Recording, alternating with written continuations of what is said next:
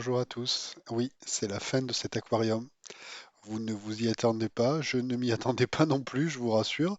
Ça est arrivé brutalement, tout simplement parce que la vitre du côté droit est en train de se décoller. Alors c'est très léger, c'est une petite bulle dans le silicone, au cœur du silicone. Dès que j'ai montré ça à Retsi, m'ont dit qu'effectivement il fallait changer le bac. Cet aquarium a 3 ans, il aura 3 ans au mois de janvier, donc il est encore sous garantie. Donc il a été changé, j'ai reçu le nouvel aquarium. Je vous en parlerai un peu plus tard dans la vidéo. On va quand même regarder les coraux, regarder les poissons, les évolutions depuis la dernière vidéo, et puis on va parler du futur à la fin.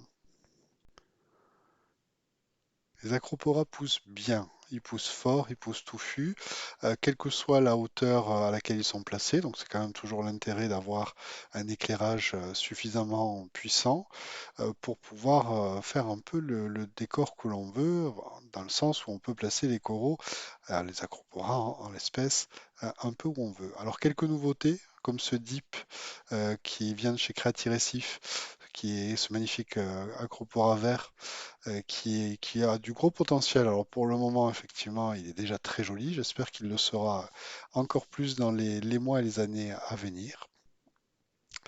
Tout comme le Hyacinthus à côté de lui, qui était simplement un petit support à bouture recouvert de quelques polypes et qui maintenant fait des très jolies branches. Et j'attends qu'il prenne cet aspect buissonnant qui est caractéristique de l'espèce. Encore quelques vues sur cet Acropora Deep qui est joli de sous toutes les coutures, hein. Et une vue sur les mastodontes du bac, à commencer par le Chalice rouge et le Tortuosa au-dessus. Donc j'ai prévu hein, de couper. J'ai acheté un nouveau bac pour faire bac à la fois bac à bouture et à la fois bac de sauvegarde de certaines souches. Donc j'attends de transférer les animaux dans notre aquarium avant de couper et de jouer des ciseaux.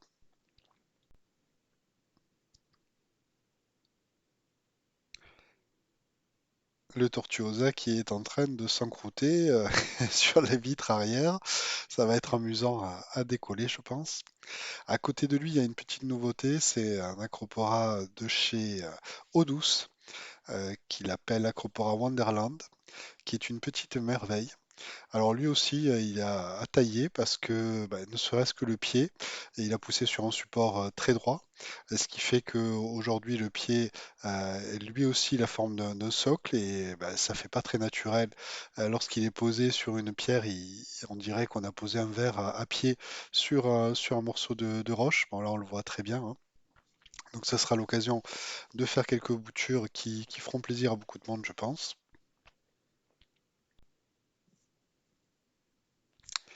Dans les nouveautés, il y a aussi cet Acropora. Alors, je pense que lui aussi il a du potentiel. Alors, je n'ai pas pu l'identifier. Je ne sais pas quelle espèce c'est, mais on verra. On verra. Je pense qu'il peut donner des très très belles choses, mais il faut attendre, comme toujours, que la colonie pousse. Au fond, vous verrez, il y a un Acropora Yongei hiver. Alors, c'est du très très très classique, mais bah, je trouve que ça apporte une belle touche de couleur qui met en valeur tous les autres coraux. J'avais beaucoup de rose et de bleu finalement, donc je m'étais dit ça manquait de vert, et ben pourquoi pas celui-ci. Et c'est vrai que c'est un classique, mais un classique efficace. Toujours mon Acropora rose de chez Eurocorals, je crois qu'ils appellent ça un Devil Horn, enfin peu importe, c'est pas très important ces noms commerciaux. L'important c'est le résultat final et ça devient très très joli. Petite bouture d'efflorescence, d'Acropora efflorescence. Là aussi, ben, moi j'aime bien ces formes-là, donc j'attends de voir ce que ça va donner. Les micromussas, les acantastréas qui se plaisent toujours à l'ombre, hein, ça c'est vrai que depuis qu'ils sont à l'ombre, ils sont plus colorés. Donc oui, ils ressortent trop, trouver des nuances de couleurs. C'est toujours important de bien respecter les besoins des animaux en termes de lumière et avec le paramètre, maintenant c'est quand même beaucoup plus facile. Donc bon, j'ai posé un peu, j'ai empilé là les coraux, hein. C'est vrai que tout le monde ne va pas rejoindre le futur bac, donc c'est vrai que pour le moment, tout le monde est un peu serré. Notre vue sur les autres Acantastréa, toujours bien gonflé.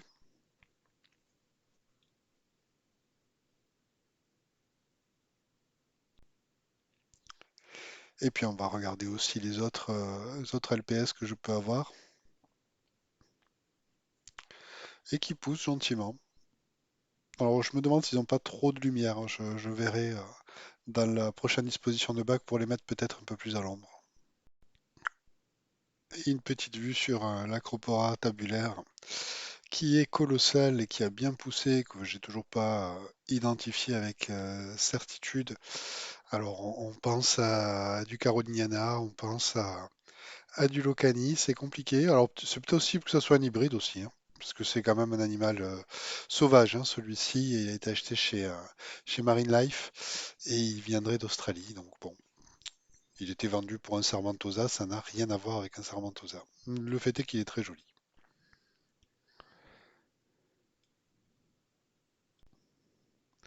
Une vue plus proche pour ceux qui voudraient identifier à la forme des corallites et des polypes.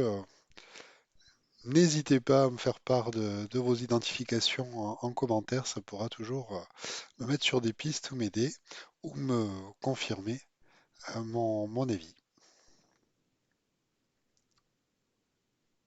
Et pour ceux qui pensent que ça peut être une efflorescence, avec ce pied colossal de champignon, je pense pas que ça puisse être un efflorescence. Allez, on change de sujet avec un nouvel équipement, le Reef ATO de chez Etsy, qui fait à la fois le travail d'un osmolateur, qui affiche la température du bac et qui a un détecteur de fuite. Ça fait le lien avec le sujet du début de la vidéo. Donc, j'ai contacté Etsy suite à ce problème de décollement. Ils m'ont proposé deux solutions, soit me remplacer mon reefer génération 1 par un autre reefer de génération 1 en changeant le meuble également, soit, moyennant une participation de ma part, ils m'ont proposé un Gen 2 avec effectivement le Reef ITO. Donc, c'est ce que j'ai fait. J'ai changé de bac et changé de modèle parce que ne serait-ce que cette vanne-là, qui n'était pas la meilleure invention sur la génération 1, a été remplacée avantageusement pardon, par une nouvelle vanne plus performante, plus facile à régler, plus précise dans la génération 2 que vous voyez là, avec un joli meuble conçu sur la même base avec un intérieur noir cette fois-ci, une décantation qui a été bac technique, qui a été revue. Alors tout est très facile à assembler, hein. Donc je l'ai fait moi-même. La première fois, c'était Monde Aquatique, le commerçant à qui j'avais acheté le bac, qui m'avait tout monté, tout livré. Là, je l'ai fait moi-même. Les connexions, les tuyaux, etc. Très facile. Les joints sur les côtés sont renforcés. Alors vous ne le voyez pas là, je suis trop loin sur la vidéo. Et à côté, vous voyez le petit bac, le petit meuble, pardon, qui va accueillir le bac à bouture. Donc vous verrez ça l'année prochaine. Je vous souhaite de très bonnes fêtes et on se retrouve l'année prochaine pour le transfert du bac. Bonne soirée, bonne journée, au revoir à tous.